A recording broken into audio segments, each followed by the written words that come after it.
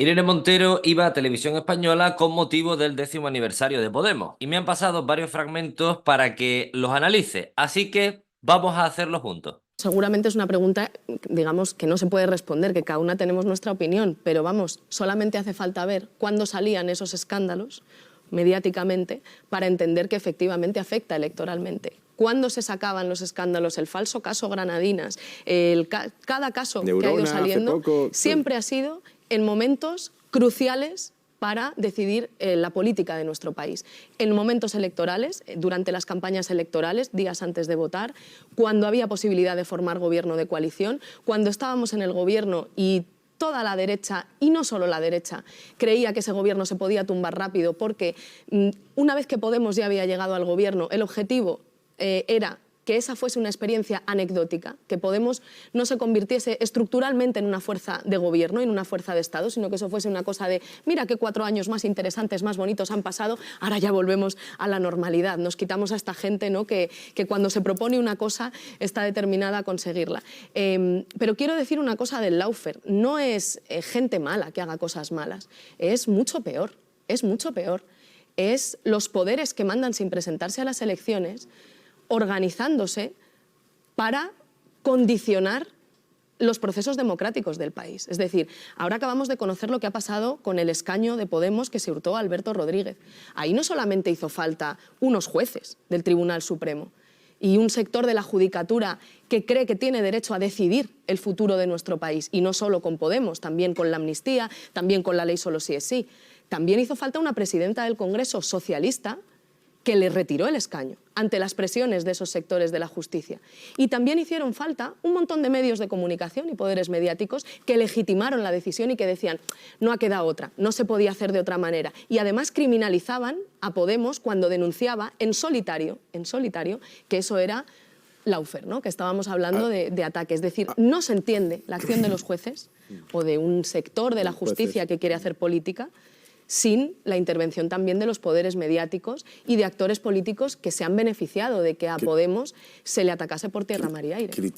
Totalmente. Irene Montero ha sido la dirigente política más atacada de la democracia española. Acoso a sus hijos en su casa, manipulación con lo de la ley sí es sí, bulos en general. Ella recibía muchos de los ataques de la extrema derecha porque representaba a ese movimiento feminista. A pesar de todo esto, Montero ha demostrado tener una fortaleza de hierro. No se ha dejado comprar por los poderes fácticos. Este es el secreto y el por qué Irene Montero recibe tantos ataques. Por decir la verdad, por hablar claro, como predicaba Julián Guita. De una manera en su caparazón ideológico. Si antes daba la sensación que era más abierto y era más cerrado. Le pongo un caso en este ejemplo. Por ejemplo, recientemente el famoso decreto de subvenciones de desempleo. Votaron a favor prácticamente toda la izquierda del Parlamento. Se abstuvo Junts, la derecha catalana, pero el PSOE, Sumar, Bildu, RC, BNG votaron a favor. Los secretarios generales de Comisiones Obreras y de UGT han dicho que fue una mala decisión para las clases más desfavorecidas. Que hubieran, discutiendo o no que hubiera una parte concreta de un recorte en un aspecto que en general era mucho mejor para la clase trabajadora o desfavorecida. Eso les ha hecho aparecer en el Congreso votando con una formación como el PP y Vox. Le pregunto, ¿esas cosas no les hacen daño también a ustedes? Yo creo que lo que nos hubiera hecho daño es blanquear un recorte. Que men, yo te vi afuera en la fila para mi show. Claro que sí, yo me acuerdo. Fíjese que este Real Decreto era para las personas que perciben el subsidio por desempleo. Estamos hablando de personas que después de haber trabajado toda su vida están cobrando 480 euros, es decir, por debajo del umbral de la pobreza. De esas personas, el 60% son mayores de 52 años. A la mayoría de los perceptores de ese subsidio no solamente no se les subía el subsidio, se les dejaba en 480, sino que se les recortaba su pensión futura.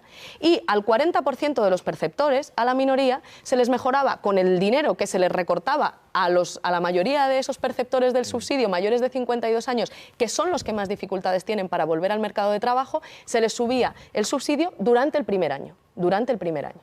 Y entonces ahí se nos plantea una cuestión, y es que los sindicatos se quejan. Antes de saber el voto de Podemos, los sindicatos dicen no queremos este recorte. Ya cuando es Podemos quien dice no al recorte, entonces, Entonces hay que matizar, porque Podemos siempre mal.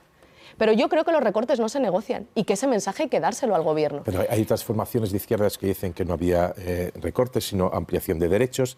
Solo se quedan ustedes en el voto no de la izquierda. Monedero, que de los nombres que le di antes, sigue en Podemos, aunque ha dejado la primera línea política, recientemente ha dicho, bueno, pues un palito para Sumar, pero también para Podemos. Por eso le pregunto si no, que es la tesis de Monedero, de si no pueden estar ayudando a ustedes a crear la sensación de que se están quedando muy solos. Es muy interesante lo que dices, porque seguramente, precisamente esta es una batalla ideológica muy importante. Hace 10 años, nadie en la izquierda hubiese planteado que para mejorar las condiciones de unos trabajadores o trabajadoras hay que recortarles a otras. Y si lo decía alguien de derechas, le pasaba factura.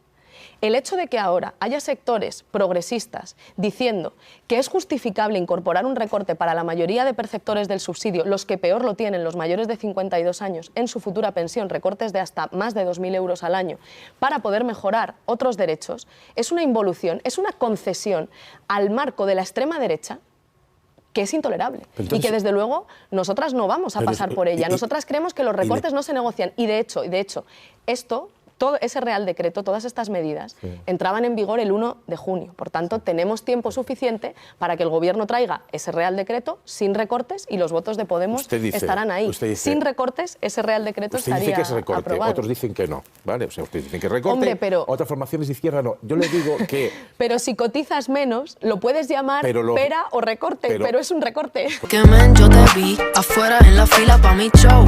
Claro que sí, yo me acuerdo. Las cosas importantes en la vida siempre tienen raíces y alas. Obviamente en estos 10 años hemos aprendido mucho. También yo creo que mantenemos, y esa es una reflexión seguramente la más importante que hemos hecho en estos meses tan difíciles que ha vivido Podemos, las razones y la esperanza siguen intactas, con una diferencia y un aprendizaje muy importante, y es que sí se puede. A pesar del gran coste político que nos hacen pagar, sí se puede. Cuando nosotras empezamos a hacer política y decíamos que había que imponer un impuesto a las grandes fortunas, nos decían que eso era bolivariano, que íbamos a romper la economía, o cuando decíamos que había que subir el salario mínimo interprofesional. Hasta el Partido Socialista votaba en contra, ¿no? Y era un gran consenso mediático, político, social. Y sin embargo, hoy está en el Boletín Oficial del Estado. Cuando nos decían que era imposible una ley trans o que era imposible una ley solo sí es sí, nosotras supimos y sabíamos que se podía. O la intervención de la economía, ¿no? La intervención del Estado en sectores estratégicos de la economía que nos decían, con esto se hundirá la economía. Bueno, pues resulta que intervenir el mercado de la vivienda o de la energía, especialmente en los momentos más difíciles para un país, como ha sido la emergencia sanitaria, no solamente no se hunde la economía, sino que se salva la economía y se salvan las vidas, se salvan las personas. Entonces, creo que hemos aprendido muchas cosas. Tener una experiencia de gobierno, tener experiencia institucional, hemos aprendido mucho, pero las razones y la esperanza siguen intactas, porque precisamente estos años el principal aprendizaje es que aunque cueste, aunque tenga un gran coste político, se puede. Y por tanto, pues ahora el reto es ser en los próximos 10 años aún más útiles de los que ya hemos sido para España. A Irene Montero le tienen miedo por lo que representa, porque no es solo una líder feminista, una figura visible de ese movimiento. Las ideas de Irene Montero, en cuanto, por ejemplo, economía, es las de reestructurar la economía, redistribuir la riqueza, cambiar, transformar esa estructura económica. No tratar a la vivienda como un bien de mercado. Nacionalizar las eléctricas. Que la democracia llegue a muchos más sectores estratégicos de la población para mejorar la vida de la gente. Y esto, algunos dirigentes de esta nueva izquierda alternativa han claudicado, han dicho que no, porque no estaban dispuestos a ser machacados por A3 Media, Mediaset. De ahí el veto de Yolanda Díaz, porque la sombra de Irene Montero es bastante alargada. Esa es la verdad. Irene Montero no se ha vendido a esos poderes fácticos y por eso la han atacado con semejante dureza. Pero veamos el zasca que le ha dado a Lucía Méndez. Espectacular. Un poquito más de brevedad las exposiciones, porque si no nos vamos a pasar de tiempo. Lucía. Buenas noches. Buenas noches. Qué 10 años, ¿eh? Más intensos. Bueno, usted ha dicho no estaba en Podemos, efectivamente, cuando se fundó. Pertenecía usted a las plataformas antidesahucios y entre los éxitos que ha citado usted de Podemos figura el control de precios del alquiler. Y precisamente hoy el Consejo de la Juventud, le voy a leer un informe para que usted me diga si realmente su acción política ha tenido resultado o no. Hoy se ha dado a conocer un informe en el que se dice que el precio medio del alquiler en España son 944 euros, que el precio medio del sueldo neto que gana un joven es de 1.000 euros, con lo cual los jóvenes destinan el 23% de su patrimonio, de su sueldo al alquiler. Sí, es que y pueden esa es la permitirse. razón por la que solo el 16% de los jóvenes se emancipa, cuando en Europa es el 31%. Yo no sé si ustedes consideran que eso es un éxito no sé dónde está la moderación de los precios del alquiler, no sé si el control de precios del alquiler ha dado este resultado, porque claro, ustedes han gobernado ya 4 años, no es que esto sea un compromiso de ahora, ¿no? Muy interesante la pregunta que haces, porque hace referencia a uno de los elementos clave de la política, y es que primero cuesta conseguir que las cosas se conviertan en ley, y después hay veces que hay leyes que no se cumplen, Y hay leyes como la Ley de Vivienda, en la que nos costó increíble. Recordad esas negociaciones en las que hasta el Partido Socialista decía: no se puede regular el precio del alquiler porque es un bien de mercado antes que un derecho. Esa fue una de las batallas que dimos en el gobierno de coalición PSOE y Podemos, ¿no? El Partido Socialista defendiendo que no se debía intervenir y nosotras que sí. Lo conseguimos introducir en una ley, pero la competencia es de las comunidades autónomas. De ahí también que es muy importante, claro, estar en los espacios de poder. Si las comunidades autónomas no aplican la ley, fíjate los que se dicen tan constitucionalistas y tan legalistas, ¿no? Pero luego hay una ley que no les gusta y no la cumplen. Y entonces los problemas siguen existiendo. Y eso, para mí, lo que justifica es ir más lejos. Claro que sí, justifica seguir sosteniendo un proyecto político que consigue no solamente que las cosas estén en la ley, sino el poder de gobernar, que es lo que han conseguido echándonos del gobierno, ¿no? Pedro Sánchez, que perdamos ese poder para hacer que las cosas también se cumplan, no solo estén en el boletín oficial, sino que se cumplan.